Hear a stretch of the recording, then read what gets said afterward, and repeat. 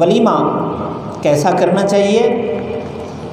حدیث سنیے، ان انس رضی اللہ تعالیٰ عنہ، ولیمہ اعلیٰ درجے کا بھی سنت ہے، متوسط درجے کا بھی سنت ہے، ادنی درجے کا بھی سنت ہے۔ تینوں مثالیں سنیے۔ ان انس رضی اللہ تعالیٰ عنہ قال ما اولم النبی صلی اللہ علیہ وسلم علی شیء من نسائہ ما اولم علی زینب اولم بشاۃ، رواہ البخاری، حدیث کا نمبر ہے 5168۔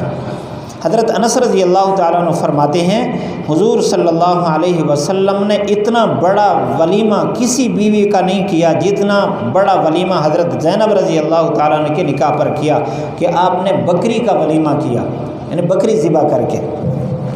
تو بکرے کا ولیمہ اعلیٰ ولیمہ ہے، درمیانے درجے کا ولیمہ۔ عن صفیہ بنت شیبۃ رضی اللہ تعالیٰ عنہ قالت اولم النبی صلی اللہ علیہ وسلم علی بعض نسائہ بمدین من شعیر، رواہ البخاری، حدیث کا نمبر ہے 5172۔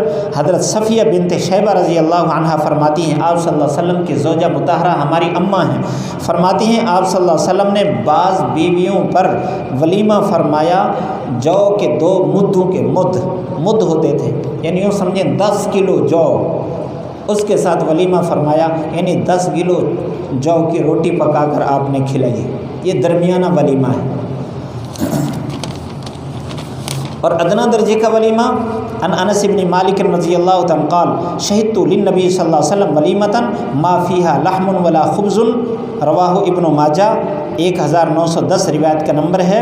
حضرت انس بن مالک رضی اللہ عنہ سے روایت ہے، فرماتے ہیں میں آپ صلی اللہ علیہ وسلم کے ولیمے پر حاضر ہوا، اس میں نہ گوشت تھا نہ روٹی تھی، پیچھے روٹی تھی نا، یہاں نہ گوشت تھا نہ روٹی تھی، ستو اور کھجوریں انہی کے ساتھ ولیمہ ہوا ہے۔